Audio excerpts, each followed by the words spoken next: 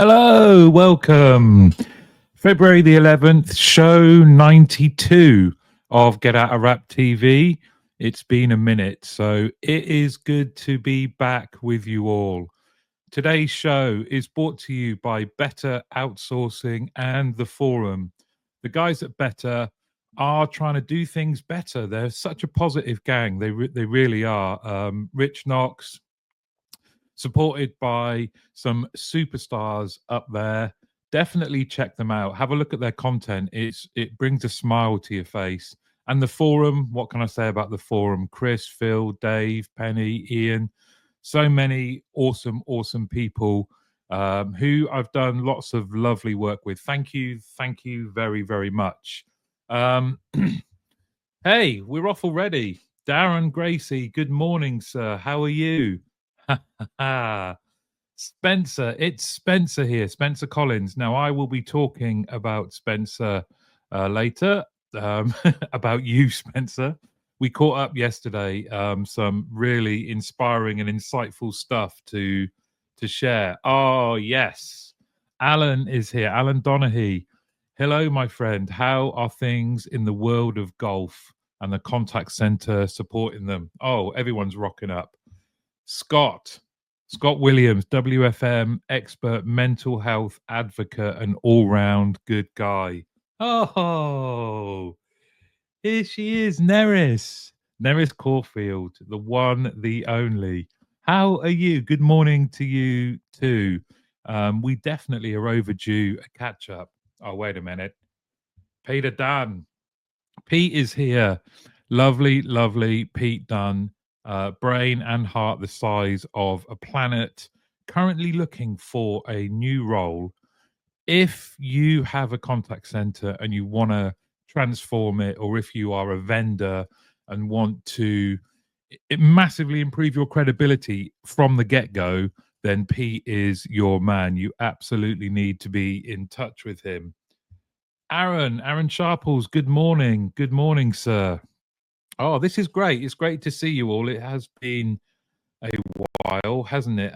As is always the way with it's like my health and safety.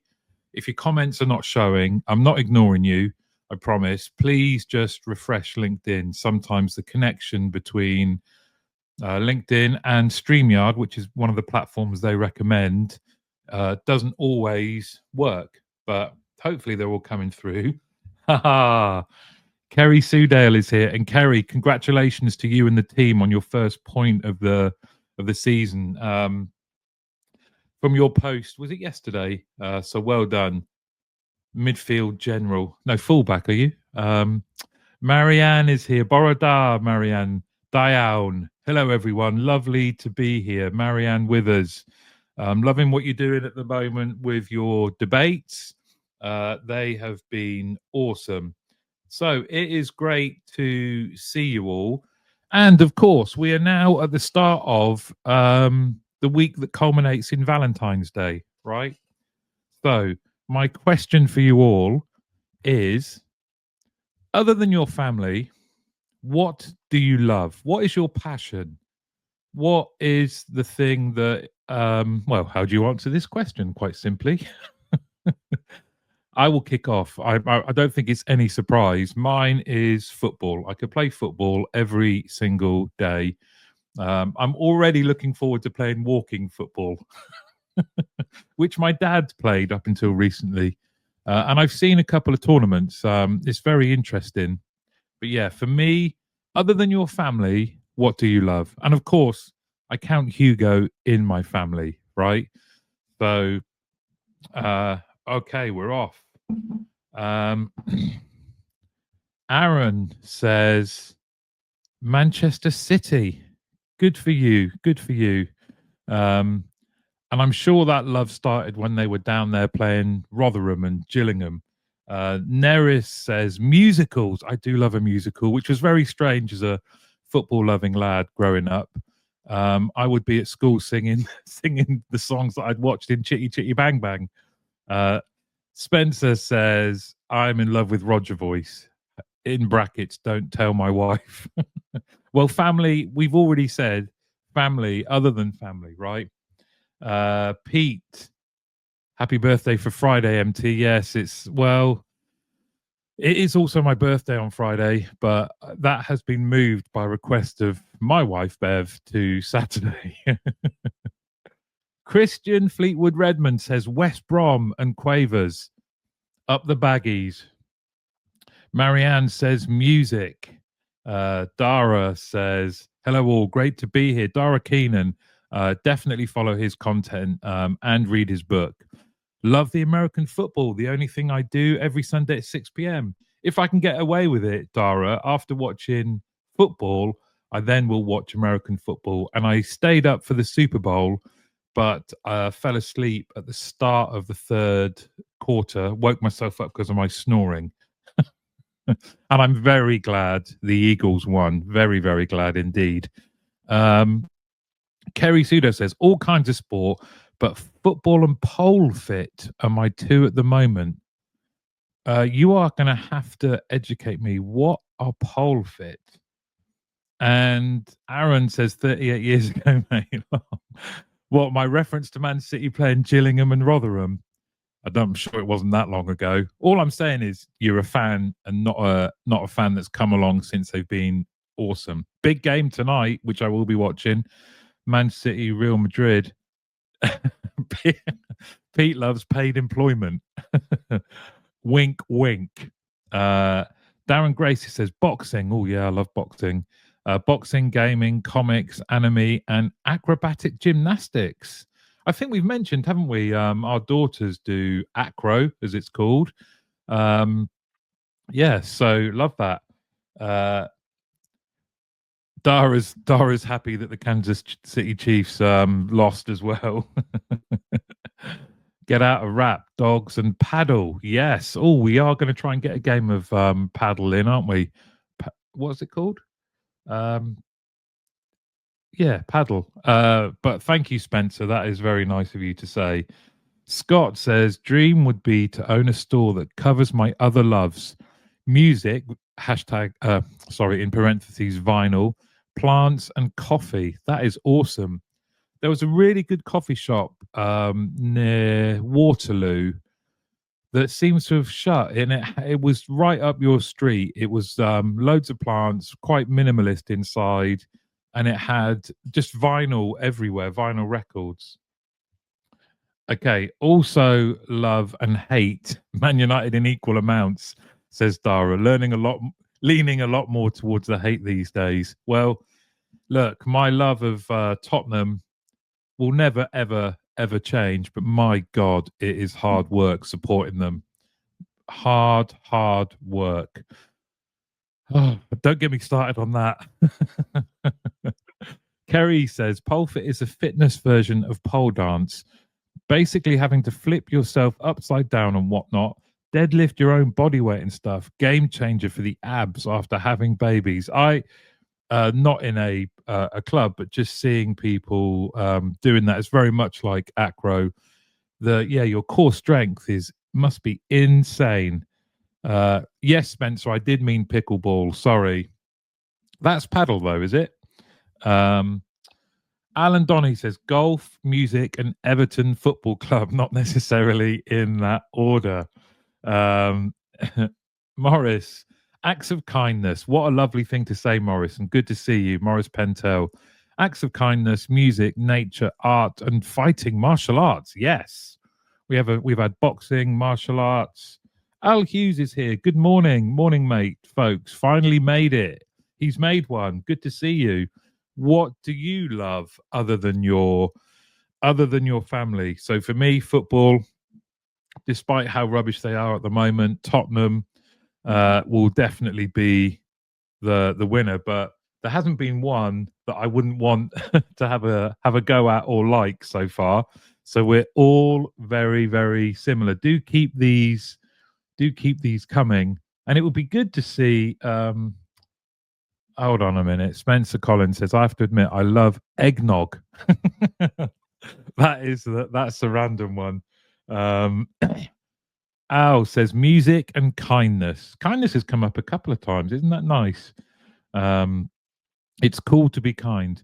Alan says, you think it's hard being a Tottenham fan. Walk walk in the park that compared to being an Evertonian. Well, Alan, maybe true, but this season I seem to remember you beating us 4-0, like a lot of other teams. We are the butt of all jokes at the moment. And being in a very busy football community WhatsApp group, there isn't a day that goes by without some meme being sent about Tottenham. It's very hard not to be triggered. Okay, so let's move on to something that I think I'm really interested to get your opinion on. Okay, thinking about the times when, as you're a leader in a contact center, what do salespeople need to do better when approaching you? So maybe this is when you've put out an RFP, or you're looking to upgrade some tech, or you're looking to get a service in. That could be training, that could be consultancy. How do you wish salespeople showed up? What could they do better? Let me just Al Hughes says, I'm a stereotype: haggis, square sausage, and iron brew. I do love iron brew. Marianne says, try being a Cardiff fan. I have watched them play once. Dara, someone's got to say it. I love a good pint of Guinness. Unfortunately, don't get to have that love very often these days. Very true. Okay, so what do salespeople need to do better when approaching you? Neris is kicking us off. Listen, not talk.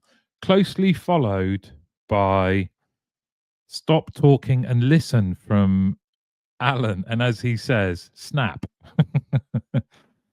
Spencer, I'm not sure if this is related to this question or the one before, but expensive aftershave. Oh, approaching. So have aftershave on so they smell better. I'm assuming that's what you mean. So when I've been in the position before where I've been part of the team who are going to be buying some new kit, or we know we need to upgrade a kit, or we know we want to get some people in to help us with training or WFM or whatever it may be, there's a certain amount of, oh God, here we go. We're going to have to deal with salespeople. And I've also been on the other side of that, selling services from my previous employer. And I guess now I sell Get Out a Wrap and the team leader community. So I've been on both sides, more the customer than where I am now.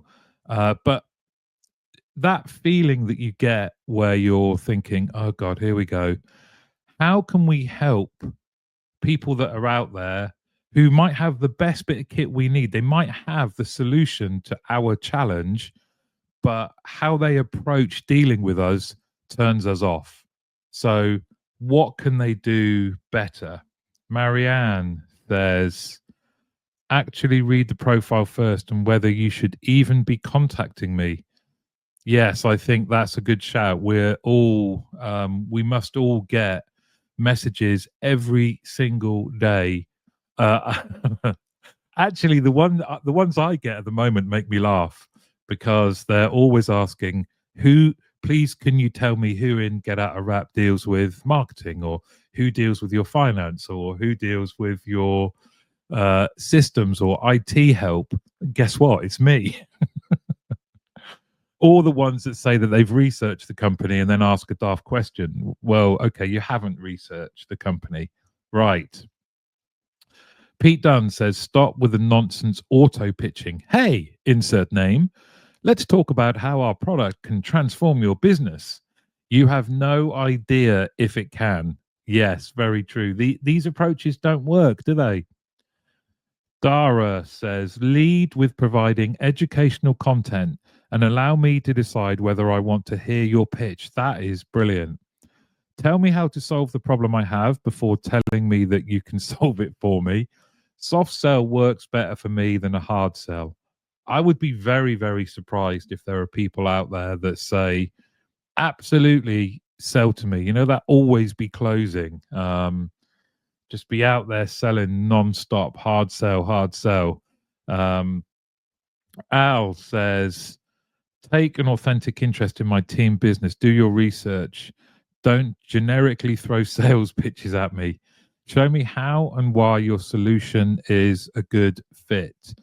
So, whether it is partnership or team leaders in the community, I don't think I've ever used the same information to share. And that follows talking to people, right? So, spot on there, Al. Kerry says, we have 4 points altogether.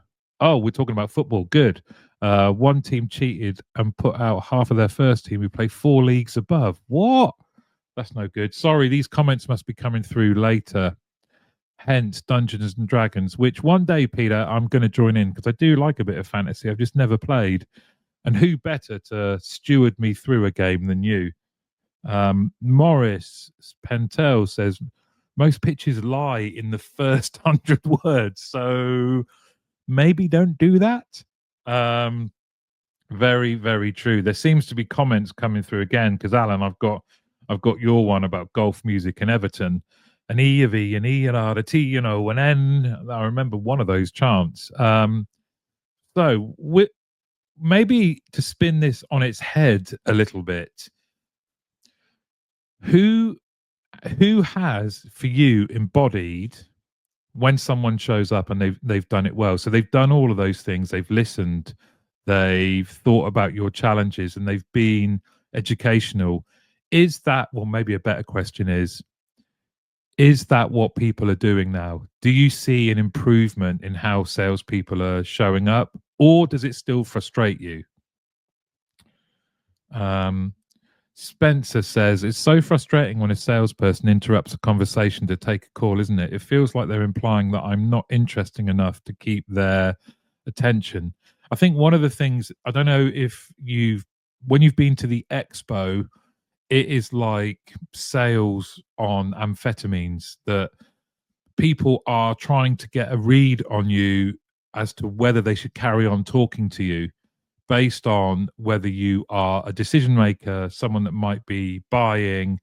I understand it. They've only got a limited amount of time, but that can be pretty brutal and pretty short-sighted. People that it's like speed dating. No, I'm not interested. Now I know you're not running a contact center.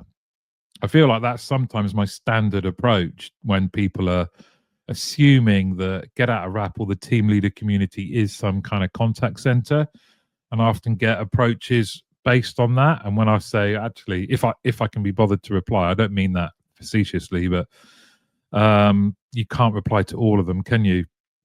They're instantly not interested. When in fact I might be able to help in other ways. Marianne says, be honest and get to know the company. So true. Get to know the company, the people, and appreciate where there are gaps and where they need help and where you can help. Nathan, who I had a wonderful, wonderful chat with yesterday. Nathan is absolutely one of life's good guys. He has committed to giving 10% of his revenue to charitable causes. You've all mentioned kindness. A couple of you have mentioned kindness as something you love. We should all applaud Nathan and what he's doing. He's given to my London Marathon charity, Action Aid, a great amount. Really, really helped us get to the total we're at now. And he's doing that across his community. So Nathan, much love to you, my friend, and some really interesting conversation about how we might work together and stuff like that. So I loved it. But to your comment, it shows a lack of understanding of the sales process. Yes, get a result, but the result might be to get the next conversation. Very true. Neris, humble brag. If a salesperson has engaged me to do a contact center discovery, then they are definitely taking the right approach, as I take a very holistic view for them to then decide which tech stack is best. And there's no one better in the business. I don't think many people will argue with that, Neris, at all. And you're also lovely to boot and might throw in a song as part of the whole process, which is always good value. Peter, it's got worse. The very low effort use of AI on top of the existing automation options has led to more spam, more hard sell, Let's show me how you know me effort. What a wonderful, wonderful comment, Peter. And so true. It seems that people are using AI to accelerate how bad things they're just trying to woodpecker you into submission. But show me you know me. I love that. Show me you know me. Do your work. And also it might not be suitable, so say so. um, it's a bit hit and miss for me, to be fair, says Alan. However, the direction for sales teams has to be driven by their line managers. They tend to replicate that person's behavior. Maybe not look at them, but look at their leader. So true. These kind of, I do feel for them, and I think many of us have been there, where you have um, a real target based approach where it's hit the target or you're in trouble, drives the wrong behaviors, rather than let's look at our customers, let's look at our offering, let's try and be helpful. Dara mentioned educational earlier. I love that. Let's be educational, let's be a positive force in the industry. Then the output will take care of itself, right? Rather than hit your number, hit your number, hit your number. um, Al says, approaching me with obvious templated language and offers, which are clearly just cut and pasted to generate hot leads. I find this simply puts me off partnering. Really good word. The lack of real thought and language in those early conversations just says, I don't care enough. Very true. Take your time. Spencer, salespeople need to do better than approaching me like a seagull at the beach. Swooping in and out of nowhere, aggressively eyeing my wallet and refusing to leave even when I pretend I don't see them. At least seagulls bring entertainment. Where's my free sample or magic trick? If every salesperson said to me, I'll teach you how to do some magic, then I would definitely listen. Nathan says the challenge here might also be the quality of development of salespeople. Such a good point. Let's face it, L&D budgets are usually slashed early doors. A lack of sales development and a lack of leadership development will inevitably lead to this. Such a good point. And fair play to Pete. When me and Pete worked in the same team, one of the many areas we were responsible for was sales, and it was Pete that drove the desire for knowledge, right? The desire for competency, because it is a skill. You can't just wing it, which was generally my approach. And Pete was the one that internally did that. We had no other support. We didn't have people. I think, when we said, can we have some training? It was kind of, what? Why? Just get out there and sell our product. Everyone thinks they can do sales and everyone has an opinion on sales, which I used to find very frustrating. One of the reasons I'm no longer there. Okay. Some fascinating comments. And I think it would behoove a lot of the tech vendors out there to spend time, maybe even watch this little clip, right? But spend time engaging with us, finding out how can we direct our sales teams better. Hang on a second. Just need some coffee. Okay. Now, very quickly, I just want to thank Jabra. Jabra have been awesome. This month, they are providing a set of their Evolve 2 earbuds as a prize in the February competition in the team leader community. And this is the third. This is the third time Jabra have provided a prize in the community. So I've set up a competition in the community, and the winner from a prize draw at the end of the month will win these, and they're meant to be better than Apple AirPods. I'm not sure which one they're called, but thank you to Amanda, to Jeanette, and to Jabra for your support of the team leader community. They didn't ask me to share anything. I just said that I wanted to do it. They were just happy to provide them with no publicity at all, which I think shows you the kind of people that they are. They just want to help team leaders and give them something to be happy about. If you ever fancy it, if your company ever fancies providing a prize for the community, we do them every month. Please just let me know. But thank you, Jabra, very much. Let me just catch up here. Maurice Pentel says, my job for the large call center companies was to take the art of the possible and connect it to today's challenges. When your suppliers analyze the existing processes and work with the clients, designing the use of technology, and I'm sure, well, I know you are great at that, Morris. Allow enough time, says Al, between your contact attempts for me to read the first one and breathe. The persistent virtual banging on my door and repetition can feel aggressive. There you go. It's that woodpecker just battering you. Nathan says, recognize that selling is about people. Seek to get to know me, chat, and then see where it's at. It's like proposing on the first date. So true.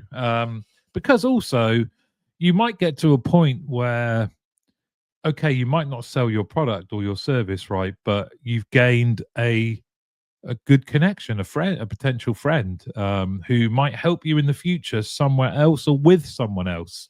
So don't take that kind of short-sighted, immediate view. Marianne says, I agree hugely with Nathan. What sales training is given these days? I remember when I was sales trained by a newspaper, I spent 2 full weeks just on learning structured selling and psychology of selling. There you go. I think those days need to come back. Spencer, the best way to stop this problem?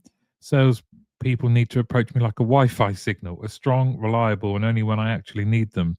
Otherwise, disappear quietly into the background like that one bar of signal I lose right when I'm about to stream something important. Kerry says, I hate the passive aggressive final message. You clearly aren't interested in growing your sales this year, but a response would have been nice. Oh, yeah. Yes, we love them, don't we? Thanks for annoying me today. Dara says there's an interesting parallel between how you sell and how you lead your team. If you focus solely on short-term gains, you'll be driven by immediate financial targets, prioritizing conversion rates over people. But if you take a long-term approach, you'll invest in relationships, both with customers and your team, allowing them to drive sustainable success for your business. I love that. Absolutely love that. Okay, I mentioned before we're going to be talking about Spencer. Spencer has helped all of us, I think, can be more inclusive and to consider people. Oh, Darren is here. So hold on, I will get back to this. But Darren says, Darren Crook, stop contacting me like we're mates when we've never met. Oh, do you know what? That's prompted me, Darren. One of mine is when they try and hook you in with the RE. So it makes you look at first glance like they're replying to a message you sent. So yeah, that is an absolute trick. Darren Gracie says, in my entire career, only 3 businesses that I have worked for have invested in sales methodology and training. My daughter trains for 25 hours a week to perform 3 acrobatic gymnastic routines. These routines only last between 2 minutes and 2 minutes 30 seconds. When she isn't competing, she is training to perform at her absolute best when competing. I love that. The comments are spot on. There is a severe lack of training and development in sales, with the exception of a small percentage. It's cut off the end of your comment there, Darren, but please do add it on. But I couldn't agree more. That kind of, you're all onto something, but that is so true. And I've seen our girls also, the hours they put in for a small routine, and then we, like I said earlier, we kind of wing it. Now, I had a great chat with Spencer, who, as I was saying, has enlightened all of us and given us a real first-hand perspective on what life is like engaging with companies and services when you are profoundly deaf. And we've all come to know and love Spencer. And yesterday I had a chat about something that Spencer is now doing, and I wanted to share it with you. This isn't a partnership, or I'm not being paid to do this, but I wanted to share something that has, quote unquote, from Spencer, made him love life again. It's given him independence. And that is something that's called RogerVoice. You can download this app and you can see for yourself, because me and Spencer have done it together. It is an app that allows Spencer to communicate with companies like we do. And if the company or the contact center also has the app, it's transformative. And Spencer shared with me yesterday just booking a hotel. And the person on the other end of the line at the hotel, when Spencer said to her through typing and then it being shared through a voice that he was profoundly deaf, she was amazed. And when we're thinking about AI and what it's doing, one of the areas I'm really keen to explore and an area I'm focusing on is how it can increase inclusivity, how it can be used to help people become, become freer. Spencer used the word freedom yesterday. He said he felt like an eagle. You know how good he is with prose. So I would recommend checking out RogerVoice, getting in touch with Spencer, and seeing how your contact center can better support people who are either deaf or hard of hearing using AI, because it is fantastic. And this is what we should be using technology for. Spencer, I'm sorry if I've mangled it. I don't do it as much justice as you.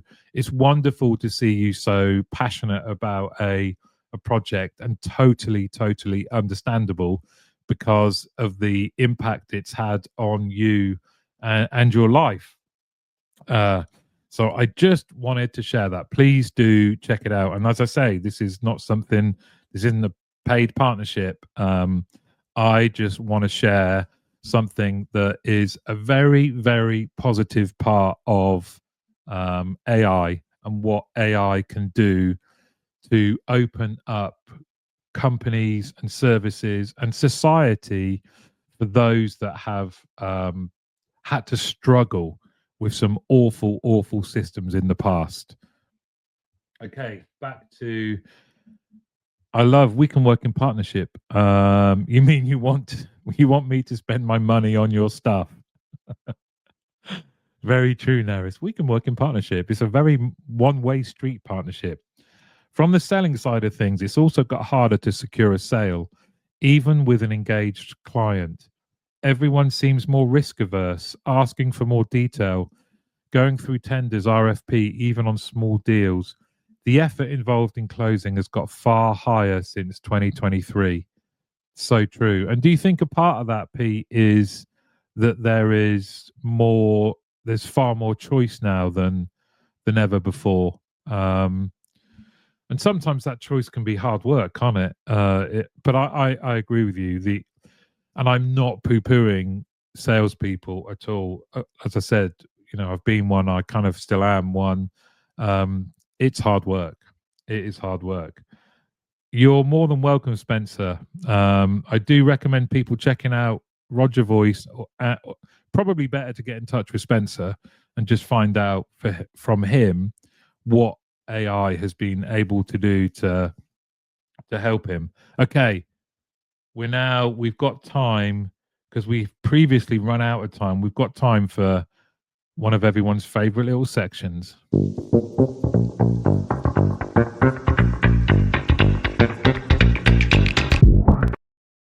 It's the read along, and I've got some really great stuff coming up with Steve Morrell very, very soon from Contact Babel. Starting from last November, we've been in regular touch, and he loves this part of the show, no doubt. Not no doubt, which you won't be surprised to hear. But what a lovely, lovely man he is. And thanks to him, we've had over 20 years of real insight from our industry. Let's have a look at this. We're going through the Decision Makers Guide from contact centers from 2024. Current use of digital customer service channel solutions.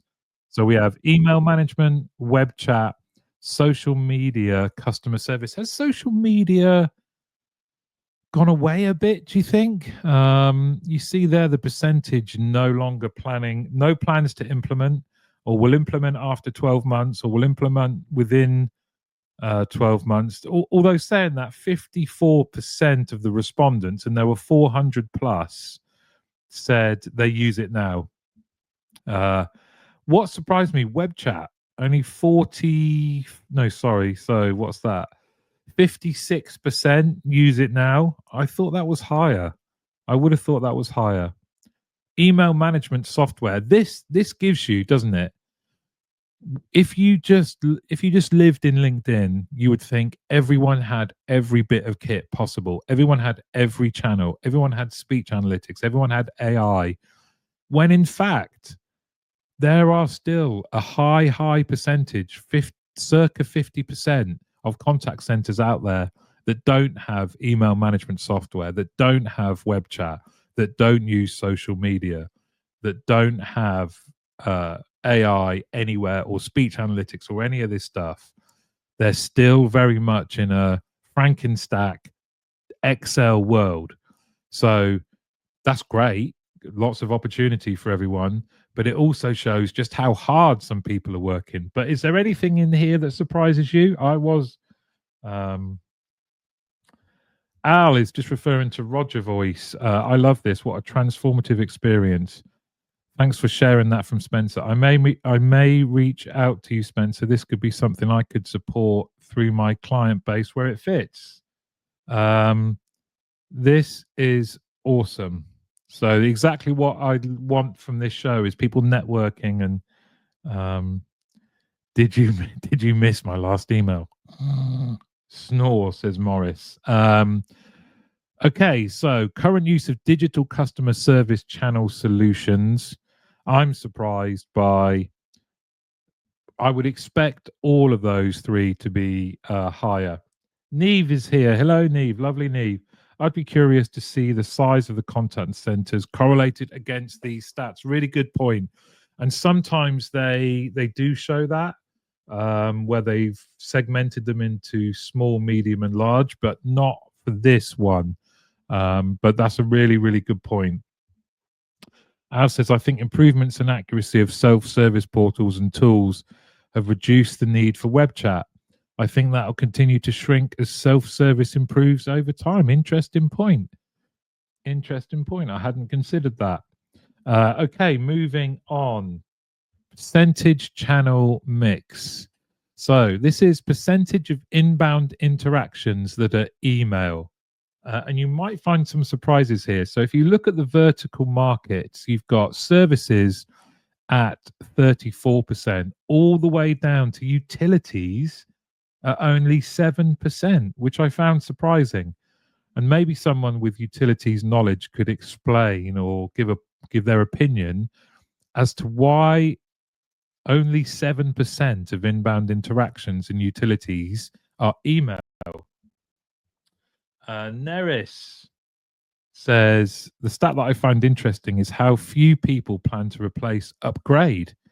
There have been so many developments across email and chat. Couldn't agree more. Dara says, doesn't surprise me at all. I deal with a lot of local authorities here in Ireland, and they're still using cave drawings to communicate. Brilliant. Kerry, utilities, retail, and FS are generally more advanced and tend to have more channels. I think it's fairly industry based, maybe just my experience. Thank you. Everyone should be looking to improve, upgrade their contact channels. Yes, they should. Says Neris. So what do we think of this one? Oh, he is here. Hello, Danny Wareham. Is it because they're forced to communicate via web forms? Yes. What? Good point. Straight in with an insight, Danny. One of the things is, of course, what this graph of the previous one doesn't really show you is what is open, what's available. Nathan says, is utilities likely to be lower because usually you want to get in touch when something has gone wrong: water, flooding, electricity off, smell of gas. I don't want this adding to a queue. Very true. So is it because there's a need for more immediacy?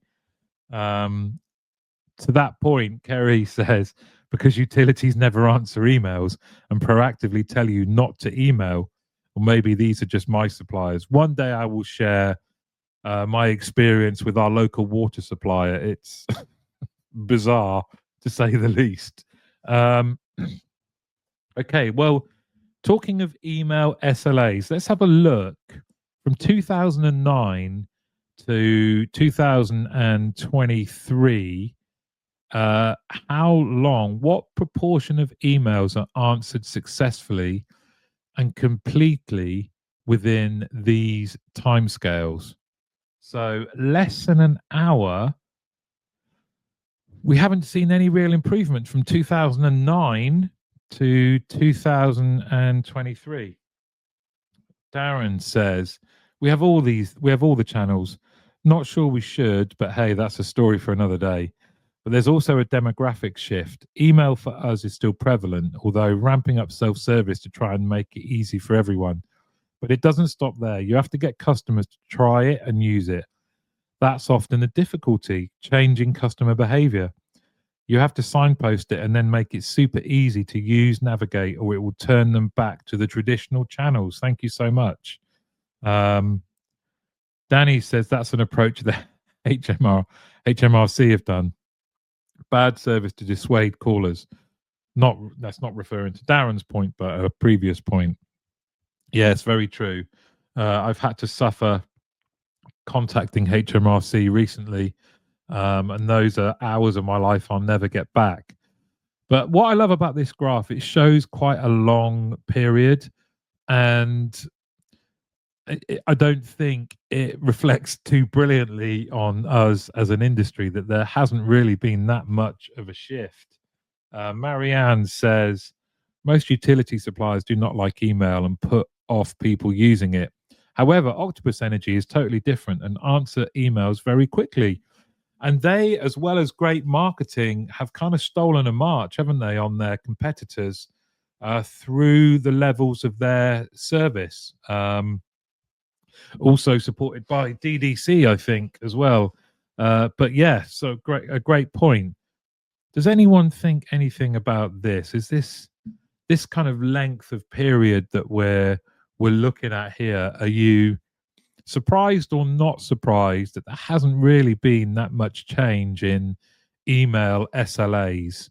You'd think with the advancements of technology, would you have hoped to have seen a more of an improvement, or doesn't this surprise you, even though we're looking at, nearly a 15-year period here of dealing with emails and the speed with which we reply to them?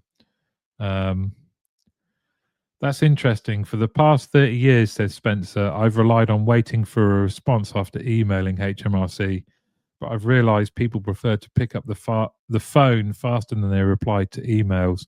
All email is slow.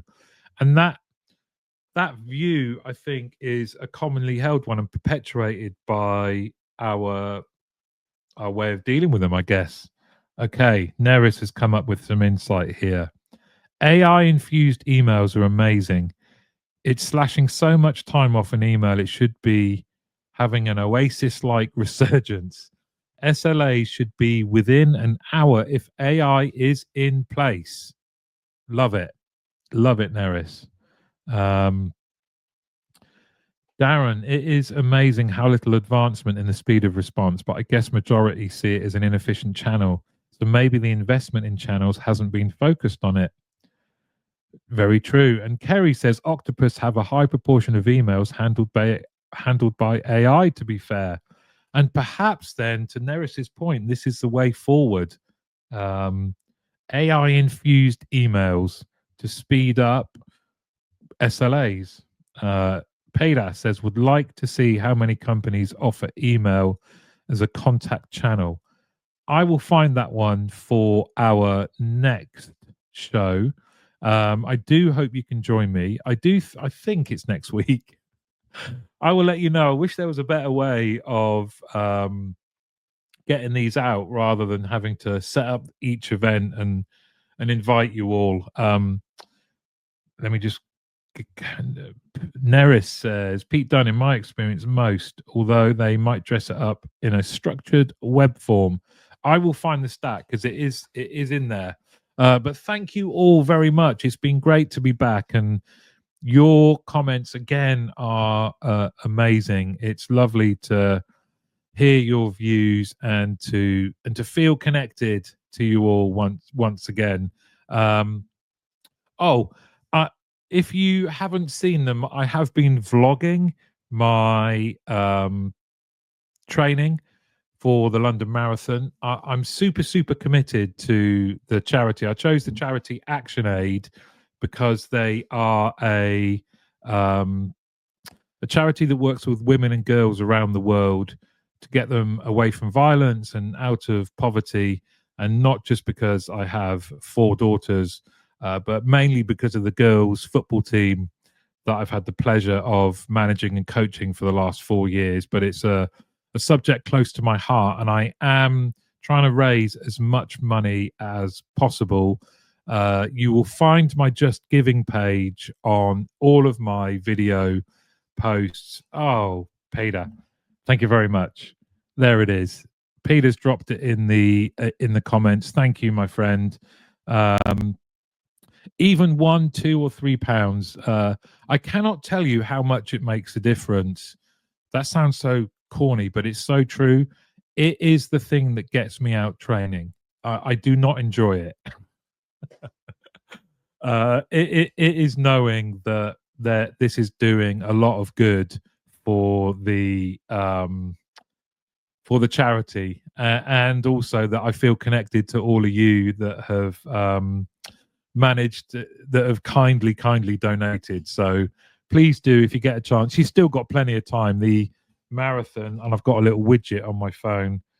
The marathon isn't 75 days I've got left, and I think today is day 36 of my training plan. So thank you all very much. Oh, Rachel, good to see you.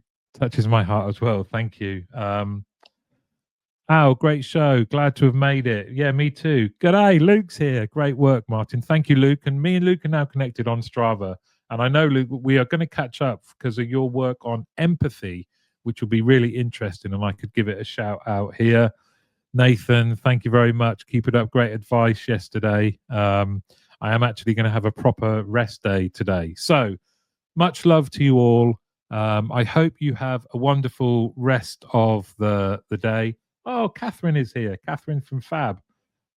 Woohoo! Go, Martin. Thank you, Catherine. Have a wonderful rest of the day, a wonderful week. And I will see you all, I think, next Tuesday. I'll let you know. The comments are coming in thick and fast. Thanks, Mark. Well done on the running. Sorry about Sunday night. Oh, Villa fan Perry, thank you very much. And your running is great as well. I am not wearing a T-Rex costume at the marathon. No chance. Thank you all very much. Have a lovely day. Bye-bye.